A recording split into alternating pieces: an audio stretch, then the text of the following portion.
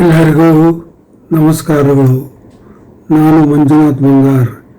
ಈ ದಿವಸ ಗದಗಿನ ಪವಾಡ ಪುರುಷ ಶ್ರೀ ಶ್ರೀ ಜಗದ್ಗುರು ಶಿವಾನಂದ ಗದಗ್ ಇವರ 8ನೇ ಪವಾಡ ಅಥವಾ ಅವರ ಲೀಲೆಯನ್ನು ತಿಳಿದುಕೊಳ್ಳೋಣ. ನೀವು ನನ್ನ ವಿಡಿಯೋಗಳಿಗೆ ಸಬ್ಸ್ಕ್ರೈಬ್ ಮಾಡಿ, ಶೇರ್ ಮಾಡಿ, ಲೈಕ್ ಮಾಡಿ. ಅವರು ನವಲಗುಂದ ತಾಲೂಕಿನಲ್ಲಿರುವ ಸೊಟಕೆನಾಳಕ್ಕೆ ಟ್ರಾನ್ಸ್ಫರ್ ಆಗಿ ಬಂದಿರುತ್ತಾರೆ. ಅಧ್ಯಾಪಕ ವೃತ್ತಿನಿಷ್ಠರಾಗಿ ಬಂದಿರುತ್ತಾರೆ. ಅಲ್ಲಿ ಶಿಕ್ಷಕರಾಗಿ ಬರುತ್ತಾರೆ. ಅಲ್ಲಿ ಇದ್ದ ವಿದ್ಯಾರ್ಥಿಗಳಿಗೆ ಪಾಠದ ಜೊತೆಗೆ ಆಧ್ಯಾತ್ಮಿಕ ವಿಷಯಗಳನ್ನು ಹೇಳುತ್ತಿರುತ್ತಾರೆ. ಶ್ರೀ ಶಿವಾನಂದರ ಉಡುಪು ಒಂದು ದೊಡ್ಡ ರುಮಾಲು, ಧೋತ್ರ, ಮೈಮೇಲೆ ಒಂದು ಅಚ್ಚಡ ಒದ್ದಿರುತ್ತಾರೆ. ಅಲ್ಲಿ ಜನ ಇವರನ್ನು ನೋಡಿ ನಗುತ್ತಿರುತ್ತಾರೆ. ಇವನು ಕುರುಬನಂತಿದ್ದಾನೆ, ದಡ್ಡನಾಗಿದ್ದಾನೆ, ಅಜ್ಞಾನಿ ಇದ್ದಾನೆ ಅಂತೆಲ್ಲ ಹೀಯಾಳಿಸುತ್ತಾರೆ. ಅದಕ್ಕೆ ಗುರುಗಳು ಅನ್ನುತ್ತಾರೆ, ಹೌದು, ನಾನು ಕುರುಬ. ಅಜ್ಞಾನಿಗಳೆಂಬ ಕುರಿಗಳನ್ನು ಮೇಯಿಸಿ ಜ್ಞಾನವಂತರಾಗಿ ಮಾಡುವುದೇ ನನ್ನ ಕಾಯಕ ಅಂತೇಳಿ ಹಲವು ಆಧ್ಯಾತ್ಮಿಕ ವಿಷಯಗಳನ್ನು ಅವರು ಮುಂದೆ ತಿಳಿದುಪಡಿಸಿದಾಗ ಆ ಹಳ್ಳಿಯ ಜನ ಇವರನ್ನು ಭಯಭಕ್ತರಿಂದ ನೋಡಿ ಅವರಿಗೆ ನಮಸ್ಕಾರಗಳು ಮಾಡಿ ಹೋಗ್ತಾರೆ. ಇತ್ತ ಗುರುಗಳು ಒಂದು ಕ್ಷಣವೂ ಕೂಡ ಸುಮ್ಮನೆ ಕಾಲವನ್ನು ಕಳೆಯಲಾರದೆ ವಿದ್ಯಾರ್ಥಿಗಳಿಗೆ ವಿದ್ಯಾಭ್ಯಾಸ ಮಾಡಿಸುತ್ತಿದ್ದರು.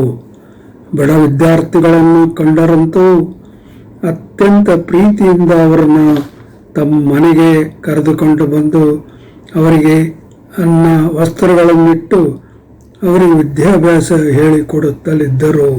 ಸಾಕಷ್ಟು ಸಂಪತ್ತು ಗಳಿಸಿ ಉಂಡುಟ್ಟು ಮಲಗಿ ನಿದ್ರಿಸಿ ವ್ಯರ್ಥವಾಗಿ ಕಾಲಹರಣ ಮಾಡುವುದು ಮಾನವ ಜನ್ಮಕ್ಕೆ ಅಪಮಾನವೆಸಗಿದಂತೆ ಎಂದು ತಿಳಿಸಿ ಹೇಳುತ್ತಾ ಅಂತಹ ಸಿರಿವಂತ ವಿದ್ಯಾರ್ಥಿಗಳಿಗೆ ಉಪಾಯದಿಂದ ವಿದ್ಯೆಯಲ್ಲಿ ಅಭಿರುಚಿಯನ್ನು ಹುಟ್ಟಿಸಿ ಅವರ ಮನಮುಟ್ಟುವಂತೆ ಬೋಧಿಸಿ ಅವರನ್ನು ಜಾಣರಾಗಿ ಮಾಡುತ್ತಿದ್ದರು.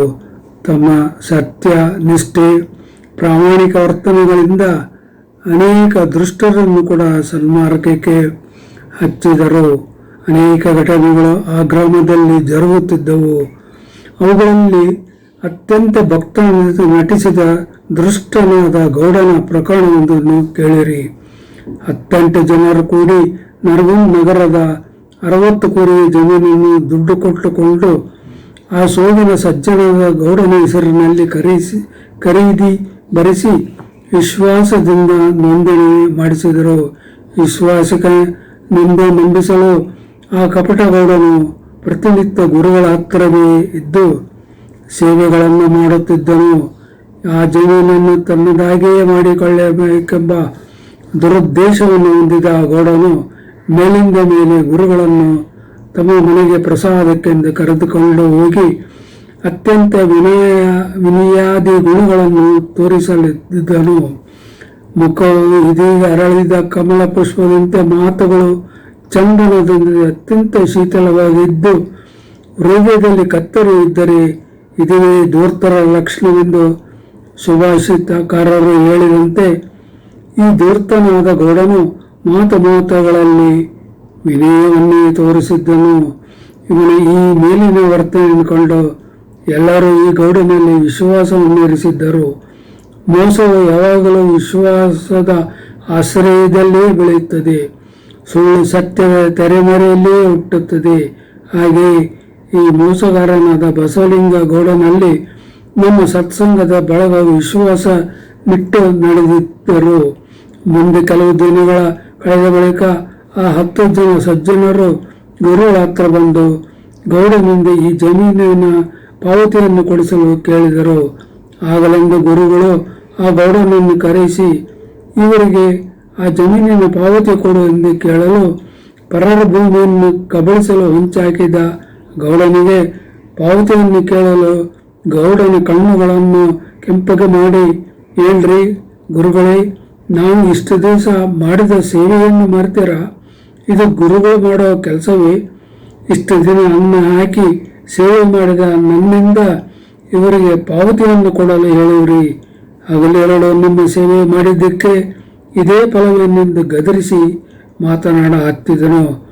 ಆಗ ಗುರುಗಳು, ನೋಡು, ಗೋಡರ ಆಸೆ ಎಂಬ ಪಿಶಾಚಿಯು ಬಡಿದುಕೊಂಡಂತೆ ಮಾತನಾಡುತ್ತೀರಿ. ಅಧಿಕಾರದ ಮುಬ್ಬಿನಲ್ಲಿ ನಡೆದ ದುಃಖದ ಕೊಳ್ಳದಲ್ಲಿ ಬೀಳಬೇಡ. ಏ ಗೌಡ, ನೀ ಸೇವೆ ಮಾಡಿದ ತನುವಿಗೆ ಸಫಲವಾಗುವಂಥ ಇಚ್ಛೆ ನಿನಗಿದ್ದರೆ ಪ್ರಾಮಾಣಿಕವಾಗಿ ನಡೆದುಕೋ.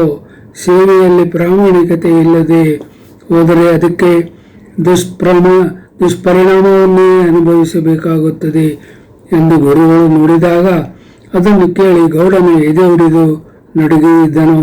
ತಕ್ಷಣ ವಿಷಮ ಜ್ವರ ಹುಟ್ಟಿ ಮತಿಗೆಟ್ಟ ಹಾಸಿಗೆ ಹಿಡಿದನು. ಬರುತ್ತಾ ಅನ್ನ ನೀರುಗಳು ಕೂಡ ಕಟ್ಟಾದವು. ಇನ್ನು ತನ್ನ ಪ್ರಾಣ ಹೋಗುವುದೆಂದು ತಿಳಿದು ಆ ಸಜ್ಜನರನ್ನು ಮನೆಗೆ ಕರೆಸಿದನು. ನೋಡಿ, ನನ್ನ ಆಯುಷ್ಯ ಮುಗಿಯಿತು. ನೀವು ಈ ಪಾವತಿಯನ್ನು ತೆಗೆದುಕೊಳ್ಳಿ. ಪರಮಾತ್ಮನ ಅವತಾರಿಗಳಾದ ಮಾಸ್ಟರನ್ನು ನಿಂದೆ ಮಾಡಿದ್ದಕ್ಕಾಗಿ ನನಗೆ ಈ ಪ್ರಾಯಶ್ಚಿತ್ತವಾಯಿತು ಎಂದೆಲ್ಲ ಬಂದವರನ್ನು ಕರೆಸಿ, ನೀವು ಈ ಗುರುಗಳನ್ನು ನಂಬಿ ಸೇವೆ ಮಾಡಿ ಸದ್ಗತಿಯನ್ನು ಪಡೆಯಿರಿ ಎಂದು ಹೇಳಿ ಪ್ರಾಣ ಬಿಟ್ಟನು. ಈ ರೀತಿ ಆ ಊರಲ್ಲಿ ಆ ಗುರುಗಳು ತಮ್ಮದೇ ಆದ ಪವಾಡಗಳನ್ನು ನಡೆಸಿ ಅಲ್ಲಿ ಜನರ ವಿಶ್ವಾಸವನ್ನು, ಭಕ್ತಿಯನ್ನು ಎಲ್ಲವನ್ನು ಪಡೆದುಕೊಟ್ಟು ಅವರಿಗೂ ವರಗಳನ್ನು ಕೊಟ್ಟರು ಅನ್ನೋದು ಈ ವಿಡಿಯೋ ಇಲ್ಲಿಗೆ ಮುಗಿಯುತ್ತದೆ. ಮುಂದಿನ ವಿಡಿಯೋದಲ್ಲಿ ಮತ್ತೆ ಭೇಟಿಯಾಗೋಣ.